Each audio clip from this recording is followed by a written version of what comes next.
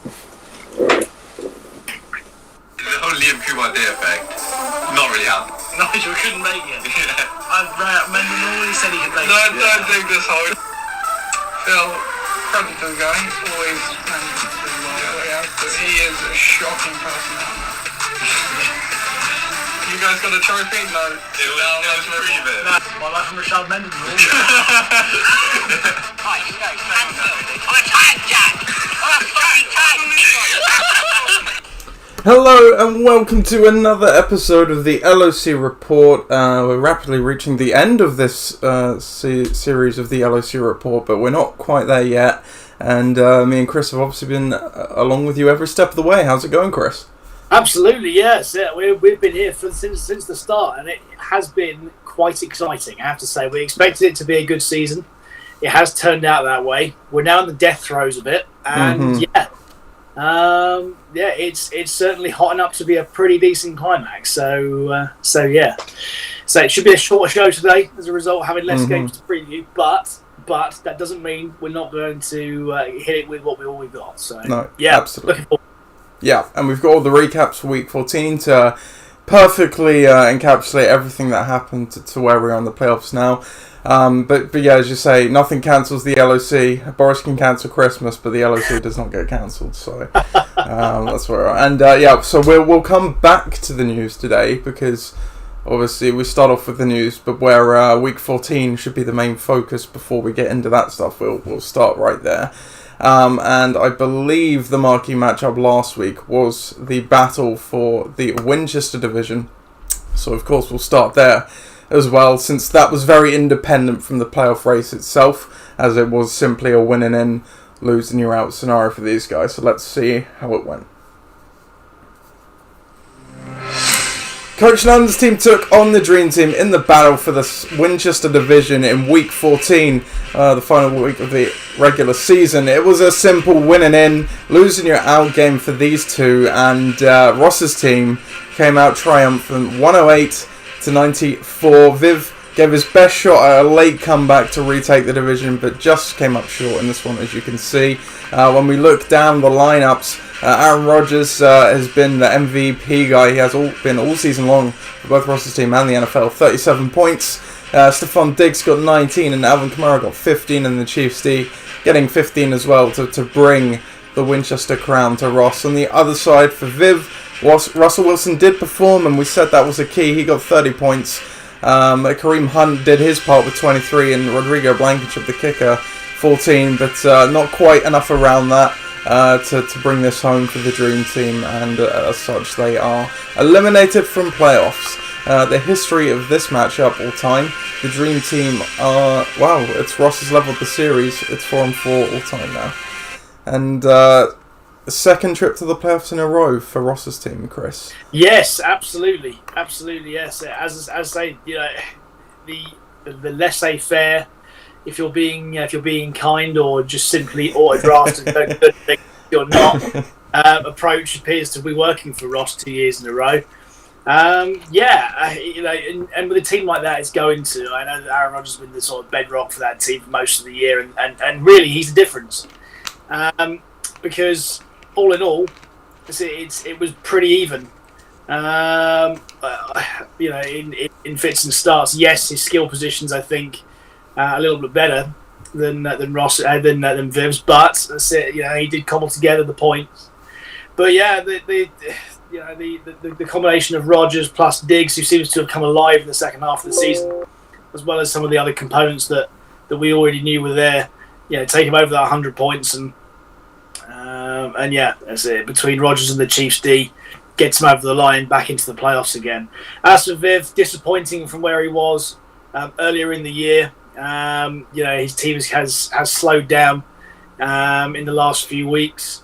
To say that 94 points isn't a bad week by any means, but just not enough to beat the onslaught that is Ross's team at the moment. So, and there was nothing else he could do with it. So, I think for Viv, it's victim to a close run battle in that division. But as a season as a whole, I don't think he can be too disappointed with where he ended up in the end. But yeah, that's it. Ross marches on. He takes his Packers with him. And yeah, he'll have to lean on those guys for any hope in the semi. But yeah, it is an achievement to say the least, to have someone who takes such little input with his team selection and yet gets to where he gets to each year. Yeah, no, and yeah, you make a great point. There's nothing Viv could do. Ross did have a couple of guys on the bench that would have done better than Latavius Murray. Obviously, Ross has been plugging those two Saints running backs in pretty much every week. And you also made the great point about, if you strip away the quarterbacks from this game, it's a 7-point game. So both sides did do remarkably similar. It was very close. But yeah, Ross, you would say the more informed team, and they do come out on top and punch their ticket to the playoffs. We'll go to this game next, because this is the only game last week that didn't have any playoff ramifications. It was Gridiron Gang against Tom's Tyrants.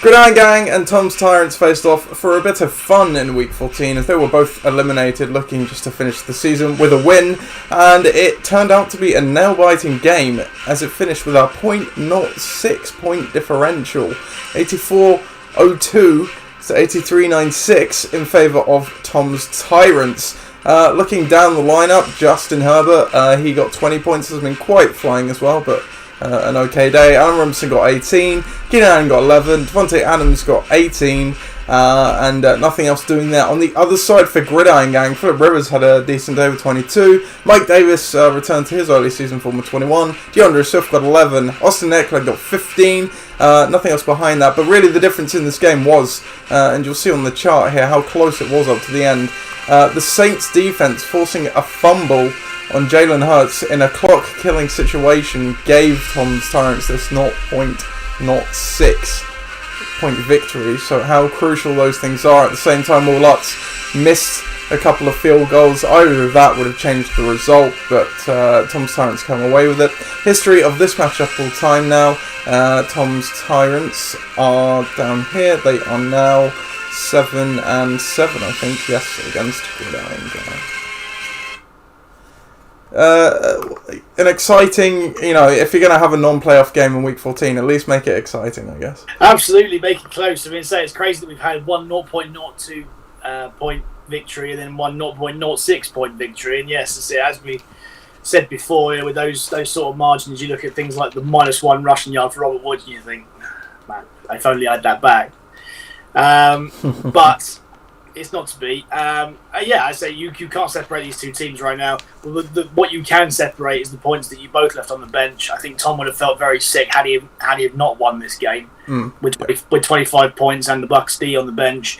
Similarly for you got Hilton, in tremendous form. Don't get me wrong, but the form he started last week, he used to play the Raiders, which is a bit of a train wreck.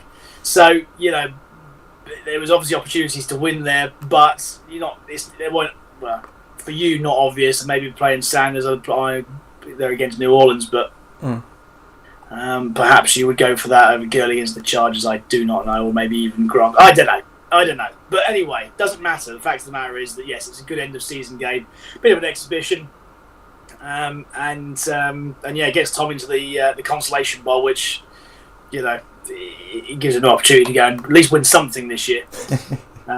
So yeah, that's it. But you're right. It's as a bit of a last week throwdown. Exactly what you want to see. Yeah, for sure. Moving on then to a game that does have playoff interest. We'll start here with the Tuckfards against the Detonators. The Detonators needed a win and some help against the Tuckfards to seal their ticket to the playoffs in Week 14. They did their part though, as they got a 106 to 73 point victory against the Tuckfards. Decisive victory in a good day for the Detonators. Andy Dalton got 19 points.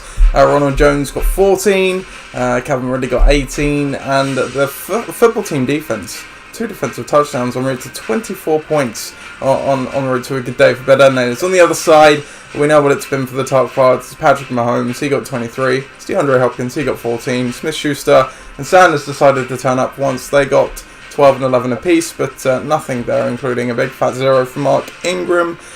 So Ollie got the win he needed. We will find out what else happened, but the history of their matchup now all time, 5-11, still in favour of the Tuck Files. And we'll come on to what happened around the league afterwards, but then they just did their part in this one at least. They did. A tricky opponent for them, historically as well. Historically tricky. I think this year would have obviously been, if he'd have lost this game, would have felt very confident in winning it. And I say, if he had lost this one, I think that he'd have been very, very disappointed to say the least. As we've said with Phil's team for a long time, it's been a bit of a shell.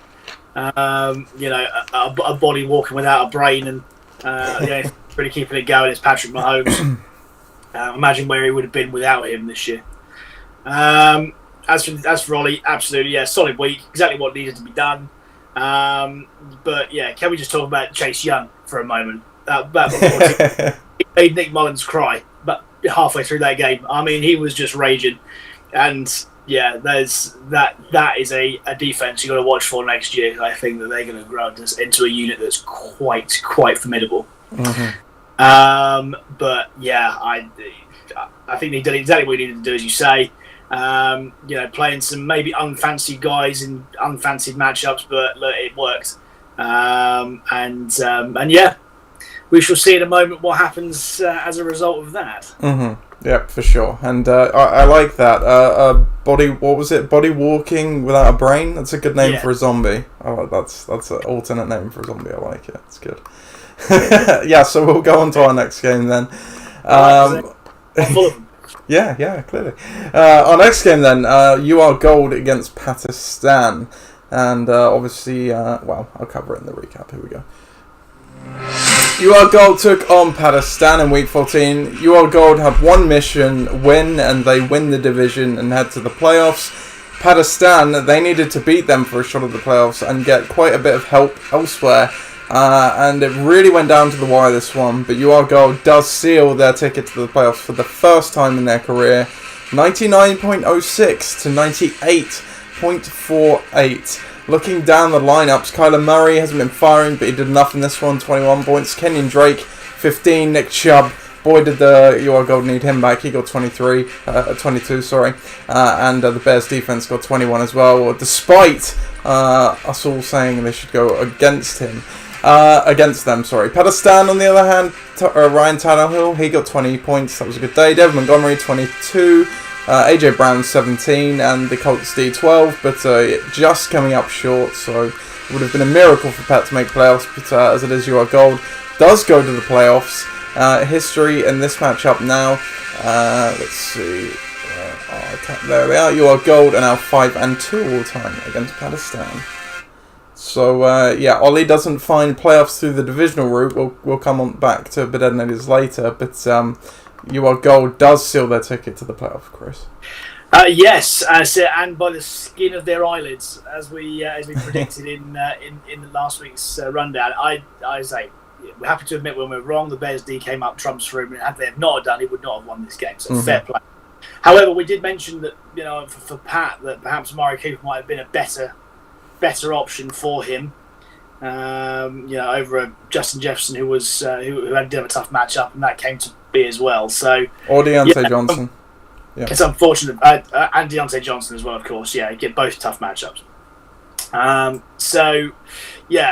It was that really that cost Pat. I mean, as it turned out, he couldn't have made playoffs anyway, but he sure as hell could have knocked Ollie Gardner out of them. So it was.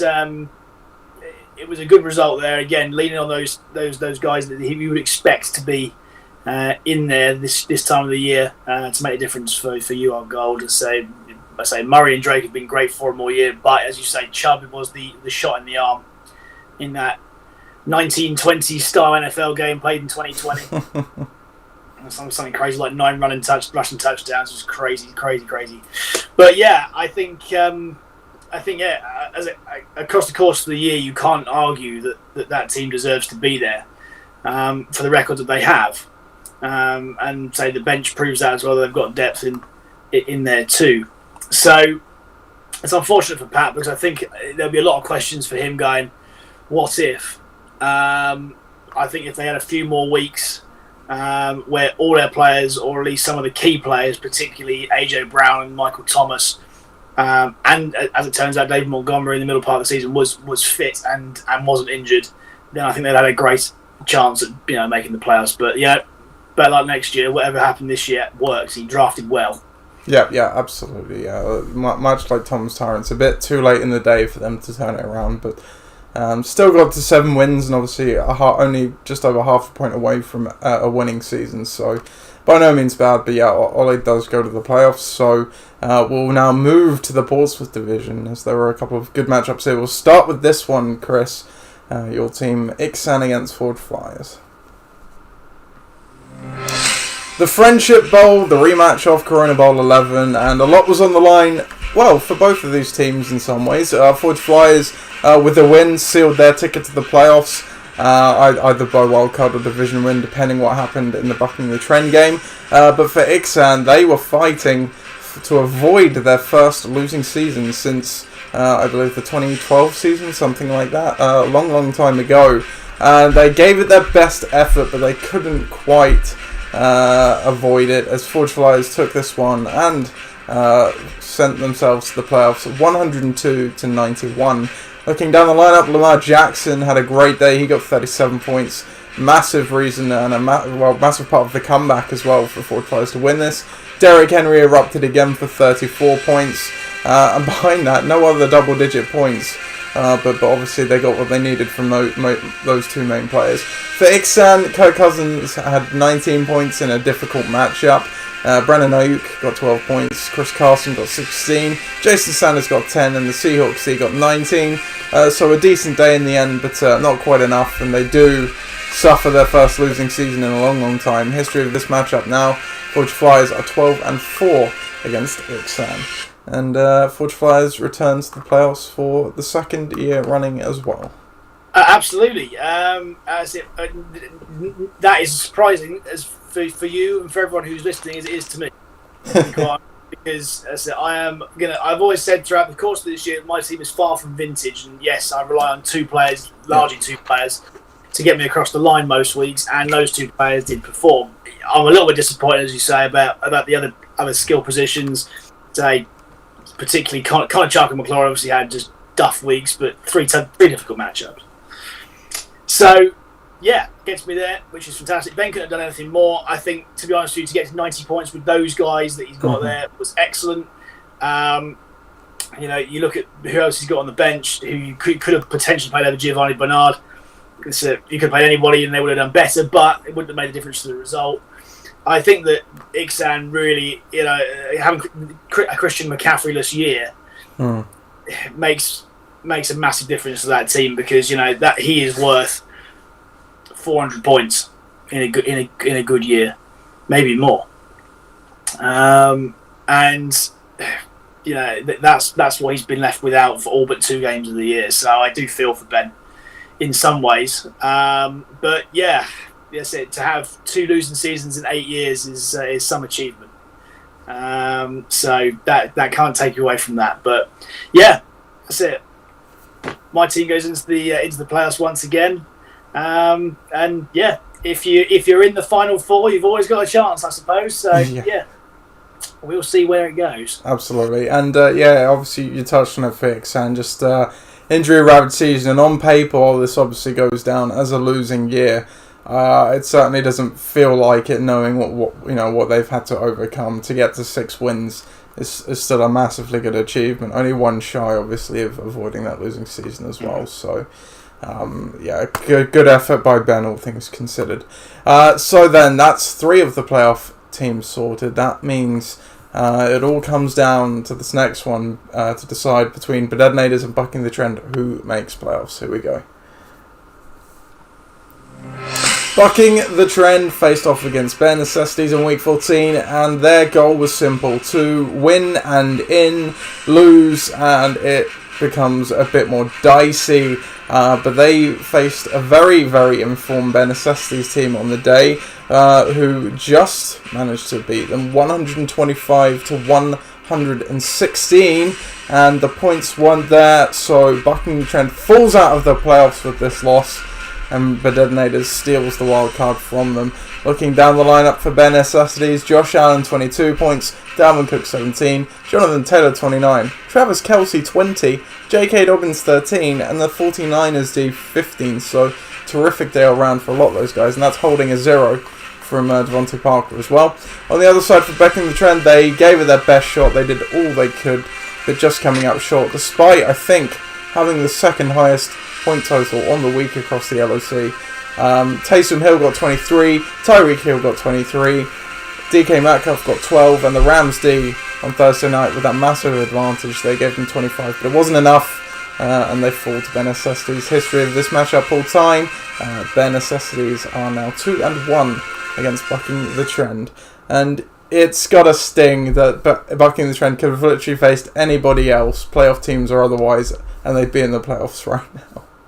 Exactly that. So he knew that as well. And we obviously previewed it last week, so this was probably the toughest teams to come up against at this point of the year, bearing in mind what they've been doing for the last 3 or 4 weeks. But yeah, Mike knew that. I can tell you that he's pretty gutted he didn't play Cam Akers in the Thursday night game, but then again, it's Thursday night. It's difficult to really gauge what you're going to do, especially against New England. But yeah, you can't argue with the points total. 116.5 points at this point of the year is fantastic. The guys that he's been relying on all year turned up. That Rams D turned up. So yeah, I think that he can be rightly proud of the year that he's had. Only to be defeated at the last by a resurgent bare necessities who just leave it just at the wrong time. I don't know how. I've never seen a team just perennially unlucky like this team is, because they've obviously got the components in it. It's taken the rookies this time to get going, particularly Jonathan Taylor, who does look every bit of the back that he drafted earlier on in the year right now.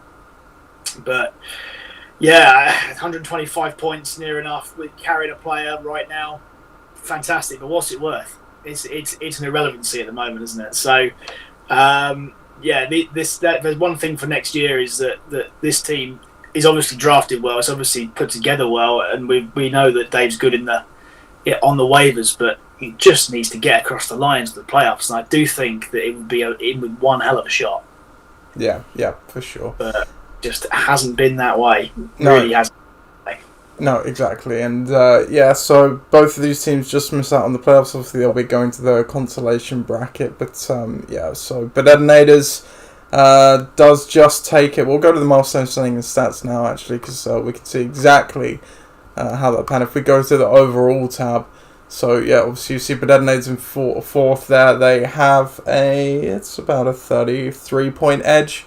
So not a ridiculously low amount, but equally, that is only really a couple of players maybe different playing throughout the course of a season to get you that points difference for either of those two. So really close there, but unfortunate for bucking the trend. But that must take it as a positive, especially how their first year went last year. Massive step forward for them. UR Gold topping up the Southampton division. They go to the playoffs, as we said, but then they're in the wild card. Pakistan finishing at 7-7, by no means bad, and then the Tuckfuds there at 3-11, running at the bottom of the league as well as their division. Forge Flyers do hold on to that division and take it. As we said, bucking the trend falls out of the playoffs despite having that 8-6 record. Ben Necessities at 7-7, just behind, and Nick's at 6-8, and then in the Winchester division, obviously Ross took that on the last day, 8-6. Tom's Tyrants actually finish above the Dream Team, starting behind them on the day with their win against Gridiron Gang and obviously having a massive points edge. The Dream Team there in third and Gridiron Gang at the bottom at 5-9. So if we go to let's look at the high scoring team, which was Better Necessities on the year as well, as you said. They got scored on a ton, which was a large reason for their struggles. They definitely put up the points. Looking at the breakdown, Better Necessities did finish atop this. They finished the season with 2-11-0s, where Tom was sputtering to give them the crown of this title. And yeah, Tom's second as well, another team that obviously came alive from week 6, but it was just too little too late for them. Ross's team, solidly good all year. Mike's team as well, fourth. Obviously missing out here. Ollie right behind him though. And then you have guys like the Dream Team, Royal Gold, you there at number 8, Chris. Pakistan obviously made a good comeback of it, and the guys you'd expect at the bottom there. Looking at the coach ranking for the last time, if we could go onto that tab, please. There we go. So Iksan at the top, but obviously largely due to holding many injured players through the season. Ross's team, similarly lack of depth. My dad's team, you know what, he probably had a pretty decent coach here by the end of it. He did have some good depth, so for Mike's team you could probably say the same, and even for Ollie's as well. So no one was ridiculously bad this year, I don't think. 236 being the worst by Tom, but I'm pretty sure we've seen much higher numbers than that. It's only what, 15 across the season, something like that. So that's not awful. Throw that all together and you get the true ranking, of which there is only 2 playoff teams in the top 4 of this, but then you extend that to the 6, and all 4 of them are in. So all is well in this review as well. In terms of actual milestones, I don't think there were any. No, Bare Necessities or Coach Subsenia holds the top win total. Well, at this point, actually, if we go to it, I'm not sure if any of the playoff teams could potentially usurp him. If it would just load, thank you. So, yeah, so he does stand alone in this category for until next season, at least, at 94 wins. Tom right behind 93. But Ollie can get close if he were to win out, at least.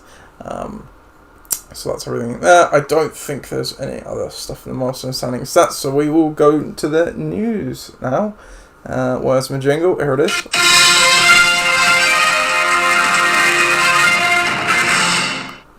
And we do actually have a big news piece for once. This is being kept under wraps. The Monday after Week 17 in the NFL is often known as Black Monday for coaches being fired in the NFL, as it is the end of those teams' respective seasons. And I suppose in the LOC you could call it Black Tuesday, as Phil has decided to retire from the LOC at the conclusion of this season. Obviously his season is over now. He can't commit to the league with the time difference. He was finding it difficult, partly because he was working during the games, and obviously given the state of the Jaguars, he's finding it hard to buy into that side as well. So he thanks us all for letting him take part and having him in the league all these years. But and obviously I've said to Phil that should he ever want to return, we'll obviously make that happen. But yes, Phil, he has been touting it for many a year, but the day has finally come where he does retire. What do you make of that, Chris? Yeah, I mean, it's not as if it wasn't on the cards. I think that probably makes a lot of sense for him and his life at the moment, how it is. I think a great competitor over the years. So it gives us a lot of quality content on here.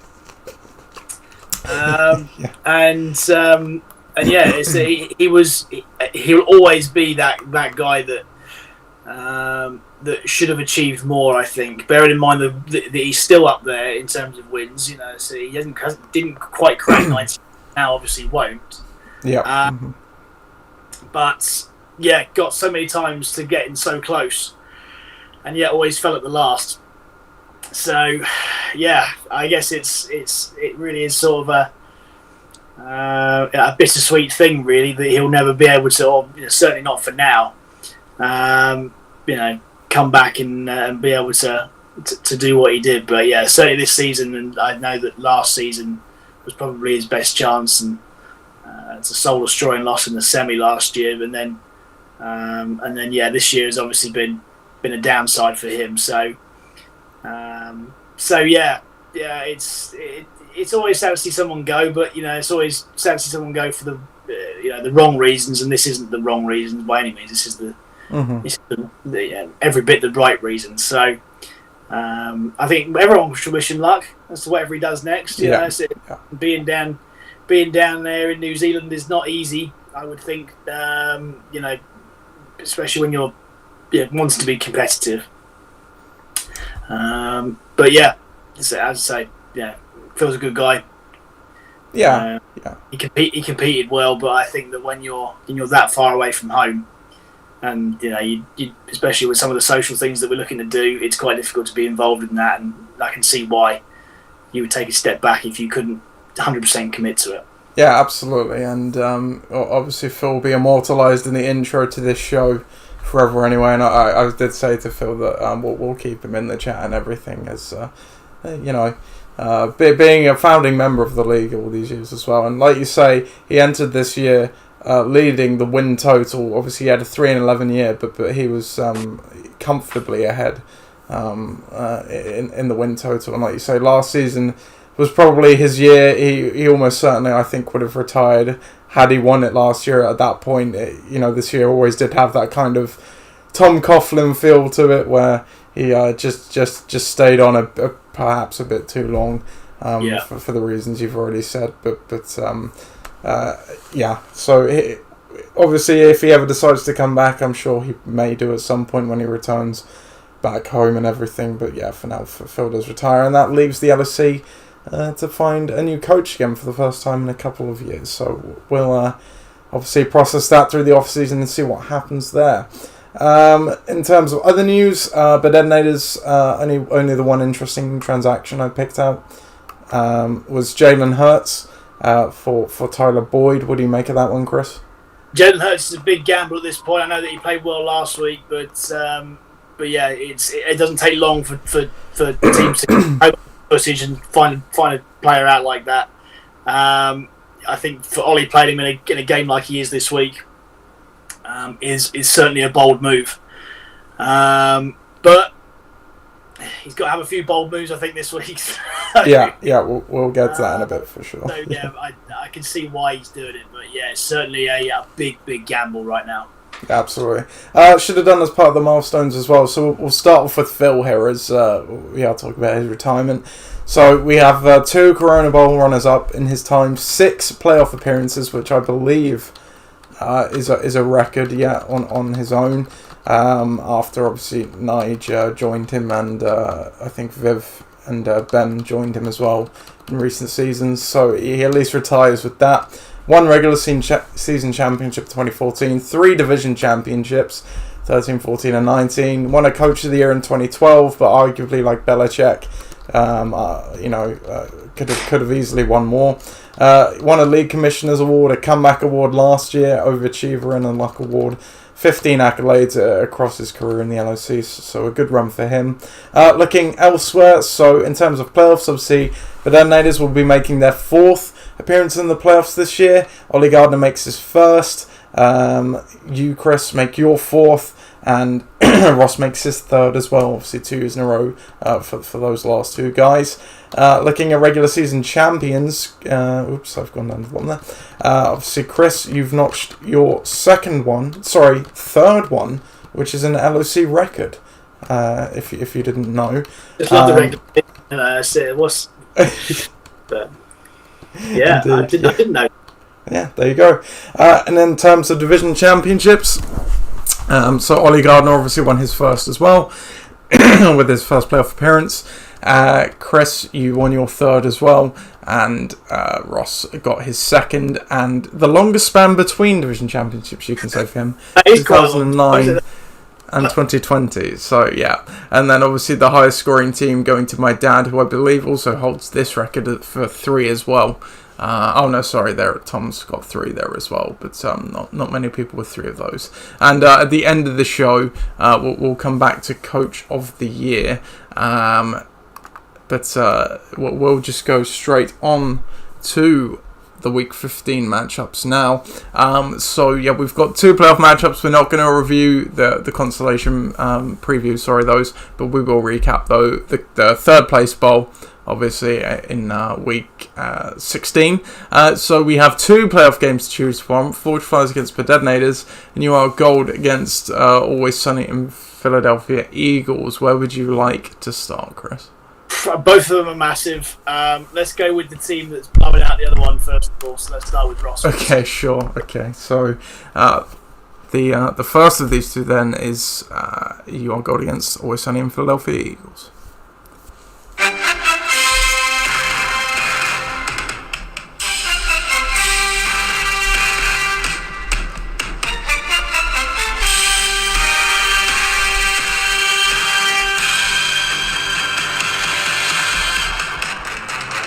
Week 15, the playoffs finally here, and Coach Nunn takes on Coach Gardner for the rights to a trip to a Corona Bowl 12. And Always Sunny in Philadelphia, out to a good start. The Winchester division winning team has 69 points already, en route to a projected 104. Whereas you are Gold, the Southampton division winner, only 1.4 so far from the Thursday and Saturday night games.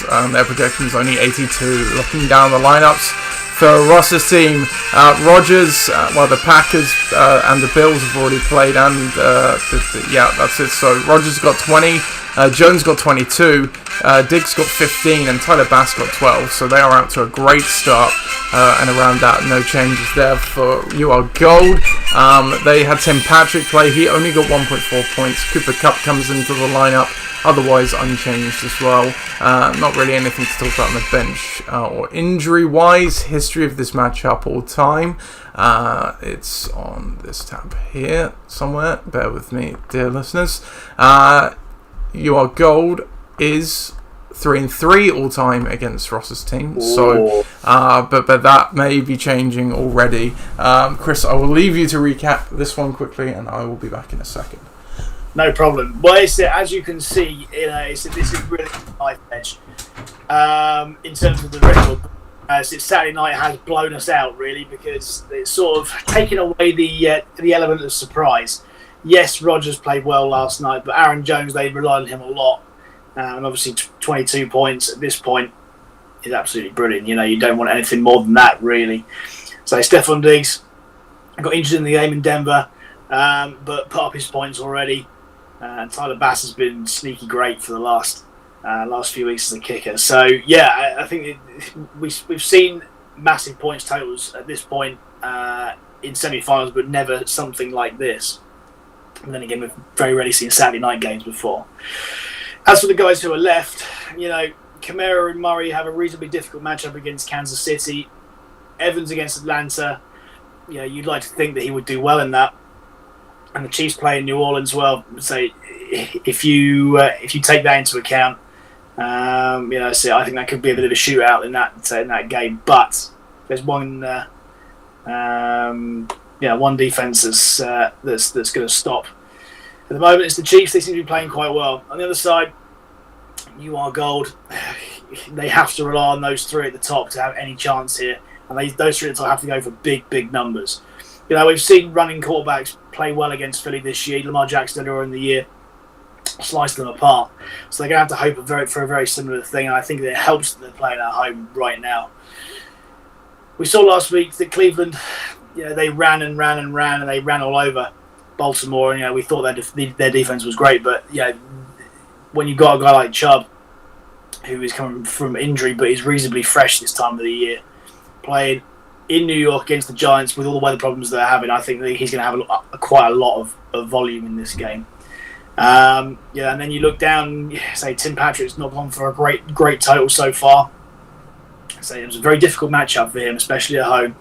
Especially the way that they're playing offensively as well. I know that he scored a touchdown last week, but that hasn't really replicated. And if you look on the bench for what he's got, he want to be the Hawkinson or maybe even Marquise Brown coming in might have been a better option.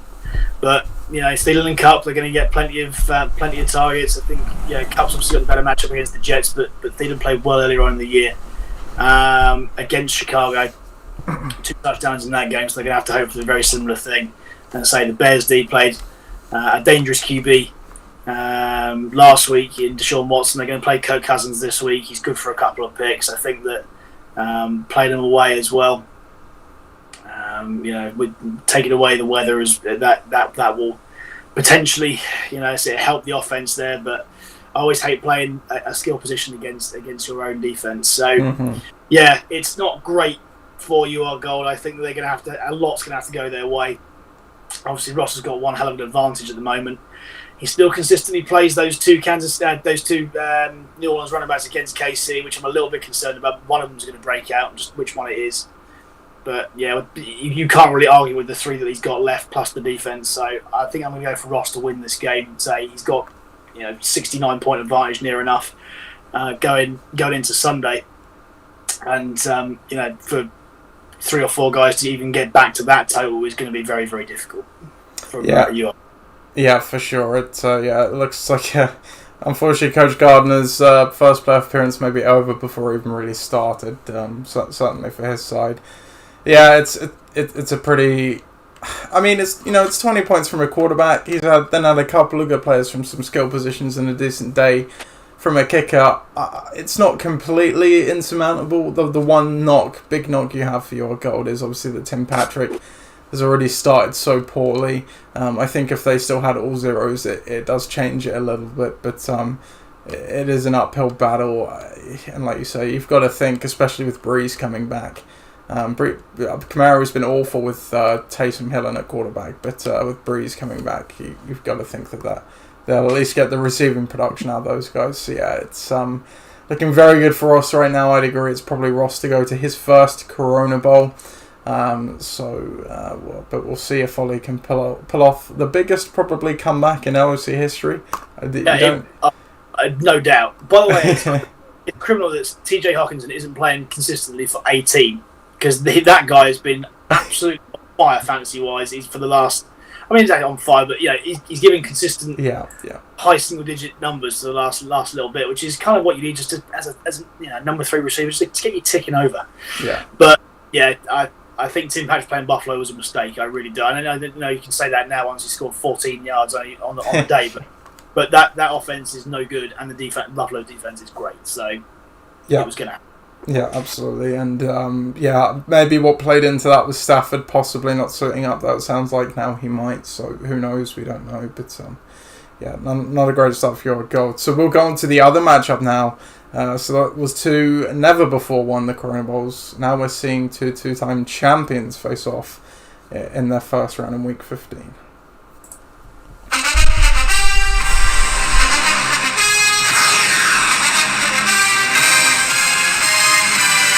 Forge Flies face off against the Detonators. It's the league winner, regular season winner that is, against the wildcard team. Forge Flies, the Detonators, both coming in pretty strong on this one.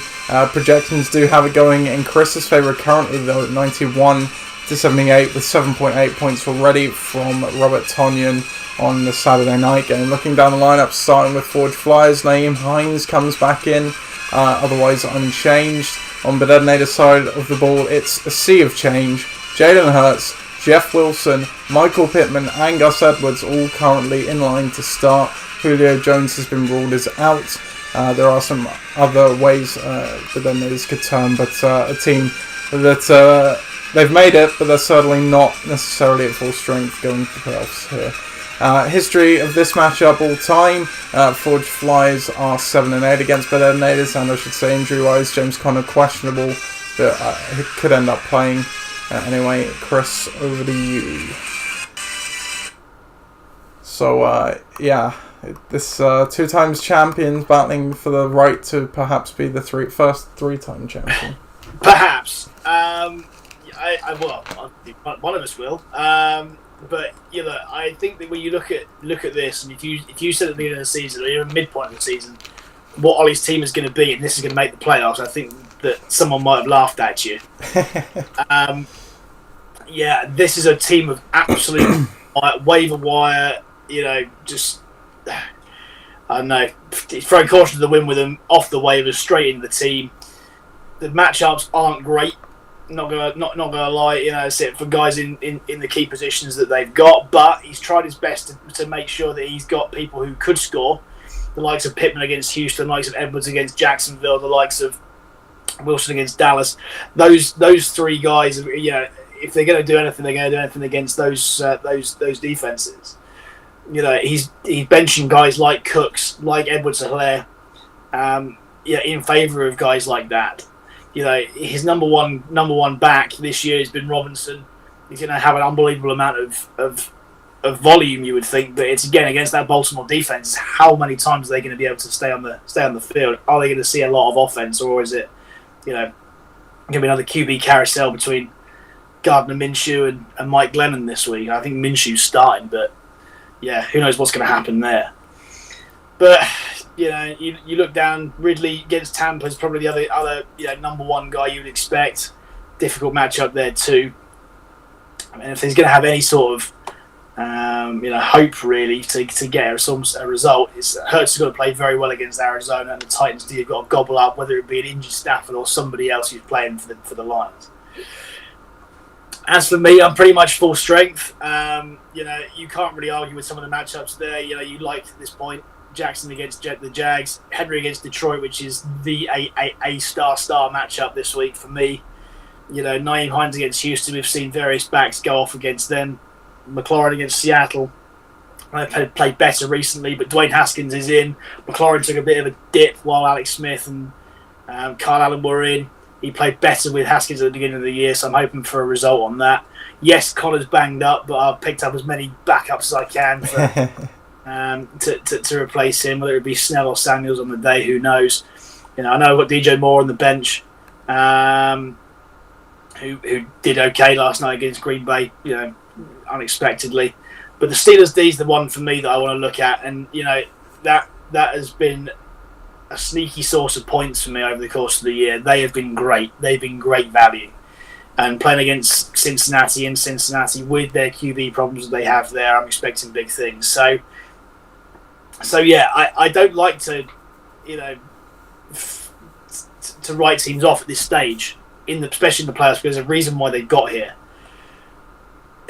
But you look at some of the matchups and some of the names of those matchups that I have versus some of the names versus the matchups Ollie has, and I think that there is just light and day between the two teams. So I'm going to back my team 100%, which is pretty dangerous, to be honest. Every time I do that, I lose. But I think that the numbers probably stack up more in my favour than anything else. I think. I mean, you obviously don't throw out the 100% tag flippantly, and I think you've got good reason to use it, because you look at the two guys at the top last week that basically sealed your ticket to Week 15, Lamar Jackson to Derrick Henry. And they've only got two absolutely cake matchups for Week 15 as well. Not to mention, as you say, the other guys there, which good players in their own right, but even more enhanced by the matchups they have. It does just look like a ridiculously high mountain to climb for Bedanos, like you say. They're going bold, and I think they have to, given everything on your side. So if they're going to pull it off, they're doing the right things. But yeah, at the same time, it's where you go bold, you also obviously heighten your risk for a bust. So the smart money certainly is on your team to win this one. So we could have a Forge Flyers, Coach Nunn, Corona Bowl 12, should things go how we think. So we'll go into Debate Corner now, Playoff Debate Corner. John, where are you? Please, only one household in your Christmas this year. John Barker.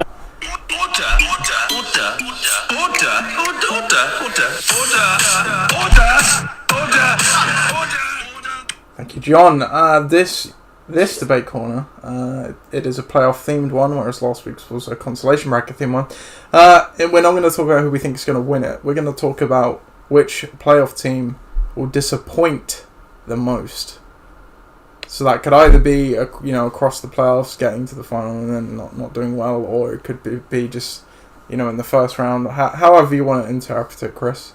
Which playoff team? I think that the only team that could really be in that category is mine, because I'm pinning my hopes on Lamar and Derrick Henry. If those two guys don't perform, then that would be a massive result for Ollie, because that would then bring me a lot closer to him.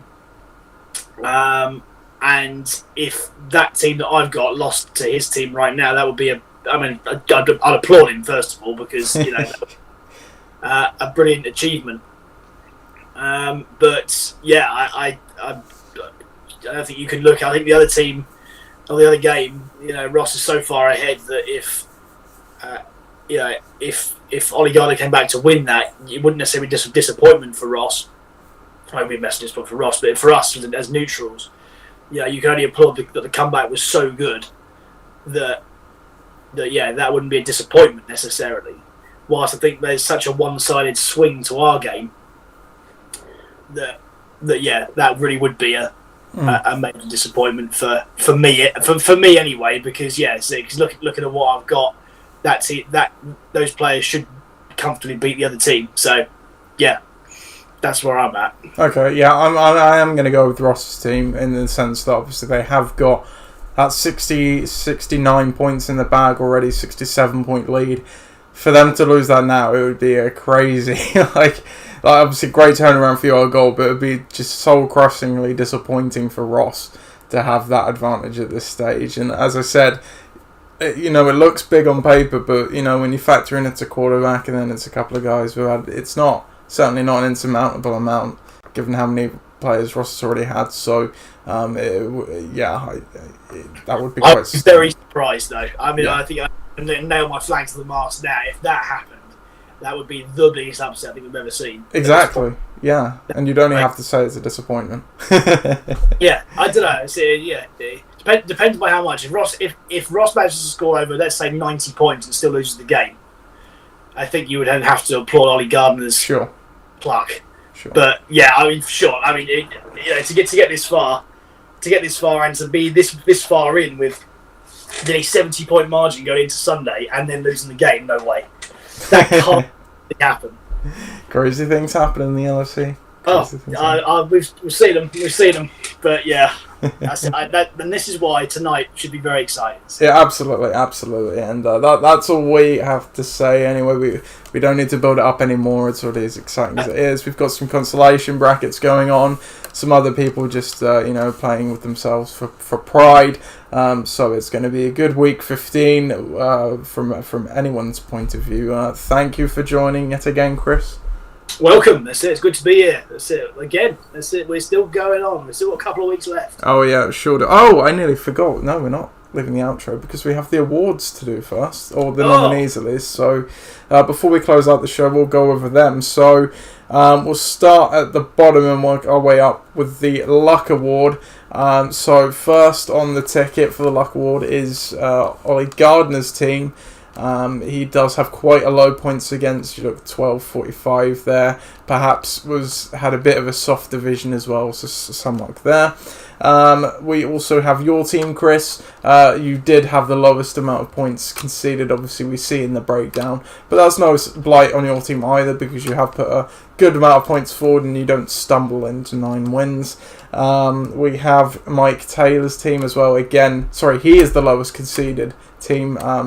Yours is 12.17. His is 11.66. So I don't think there is another team under 1200 there. No. So quite lucky in that regard as well. Obviously been quite boom and bust. And then we have Coach Nunn, Ross's team. Obviously just auto draft, just completely fired for him again.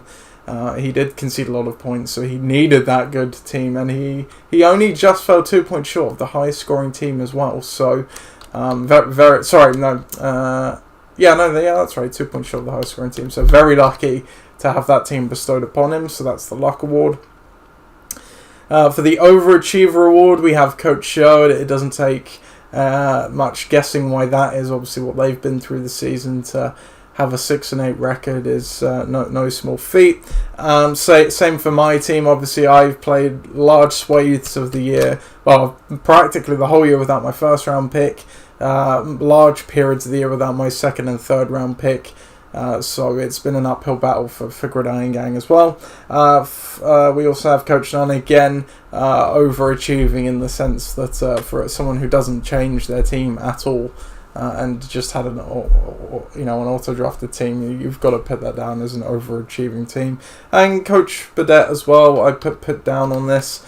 They've obviously had to play some roster games as well throughout the year. They picked up James Robinson, which really boosted their early season. So and they did well, obviously, right at the end to steal the wild card back. So that's who we've got for the Overachiever Award. The Comeback Award, two at the top that are going to make absolute sense. We have Coach Barnes and Coach Allen for pretty much the same reason. Obviously, Tom Sido on 5. Pat wasn't much better than that. Yet they both came back to 7-7. Both came within a hair's breadth of perhaps achieving the playoffs. Well, yeah, both were practically within 1 win of making the playoffs. Obviously, Tom's team as well ended up being the third highest scoring team, I think, on the season. Yeah, so massively good turnarounds in season for them.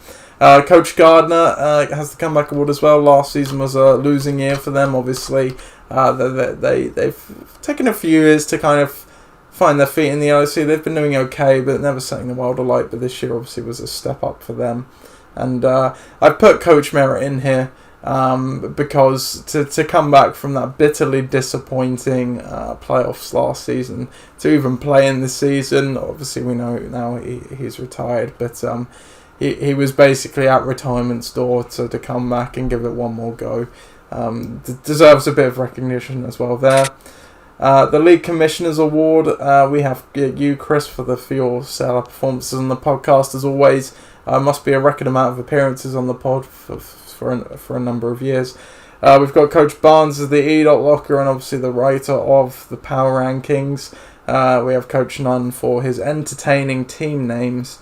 And in LOC First, we have a double nomination for you, Chris, this year as the League Ombudsman for coming back in that role. True. Then we get on to the interesting awards. We have GM of the Year. Chris, your team is you are being nominated for this. Obviously, you assembled a lot of it through the draft. You did a very good job of compiling that, but pricking up some players along the way as well. Coach Sherwood, again, getting that recognition for. They had a decent draft. Injuries and COVID have absolutely decimated that team. What they did and the players they were picking up and playing to get that 6 wins, obviously unheralded as well. Coach Barnes, they put together that really good team. It didn't fire for those first 5 weeks. They picked up Justin Herbert as well, but boy, when it got going, it got going. So you have to recognise the team that good. And again, Coach Bidette as well assembled a really good team, picked up James Robinson, which is probably the ad of the year, it's fair to say. Rightly recognised there too. Then we get to the Coach of the Year award, Coach Taylor. Despite not making the playoffs, they deserve the recognition. Obviously his best performance out of his 2 years in the league. Assembled a very good team, made some very good decisions along the way. So deserving of a Coach of the Year nomination there. Coach Bidette, similar story, as well as assembling the team. You've got to play the right players. He was constantly mixing and matching. Obviously, he had that headache all season long of Edwards-Hilaire and Ronald Jones, with the guys behind them. But knowing when to play them and when to not play them. Coach Stubbs Senior, you already spoke a lot on this show about them, Chris. Highest scoring team, 7-7 record. Obviously, they went with that massively bold draft strategy of all those rookie running backs, which had they held on to all of them, they all would have come through, bizarrely. But he held on to half of them, so that's not too bad. And then you again, Chris, are nominated for this one as the regular season champion, deservedly getting the nomination there for just another great coaching year. So those are the nominees. Any surprises there? Any? No, not really. I think that everyone's pretty much in the category that we expected them to be. Everyone's got a nomination, which is obviously a good thing. And yeah, that's it. I think that the right people are in the right place there. So yeah, I think it's going to be interesting to go through that and see who we think. But yeah, watch this space next week because somebody's going to win. So yeah. Yep, absolutely. And there was actually one coach, I think, only one coach that didn't receive a nomination. Viv didn't get one. Viv didn't get one. I found it very difficult to fit Viv into any of these categories because he started very well, but then obviously fell away, and it was always kind of down to Russell Wilson in the first place. Didn't make the playoffs, said he made the playoffs, or finished the season strong. He certainly could have squeaked in for maybe Coach of the Year or GM of the Year or something, or even Comeback Award, because obviously they lost grip of that division and then nearly took it back at the end. But he didn't he conceded quite a fair amount of points, but at the same time he didn't put up a load of points. So that none of our awards I felt like he really fit into. He had a good season, but you know what I mean? Like I just yeah, sure. But no blight on Viv at all, because 7-7 is still a good record in the LOC. Obviously put up over 1,300 points. But yeah, I guess that's just how it falls some years. So he's got his own rule named after him every year. So. Exactly, yeah, that's all he needs. He's got that. It's fine. Speaking of which, you're now the holder of the Nathwani rule for next year. So brilliant. That's it. We know how cursed it was this year. So well, only if you use it, I suppose. You gotta use it. Exactly. Oh yeah. See what the draft is next year, I suppose. Yeah. Exactly. Well, that is it. We hope if you're finishing work, you obviously have a nice relaxing time, a safe time as well. If you're still in the playoffs or playing for fun or in the consolation, good luck with that. I can't say unless you're playing me because I'm playing no one, so I'll just leave it with Playing me. Yeah, unless you're playing Chris. Let's go with that. We'll see you next week. Goodbye.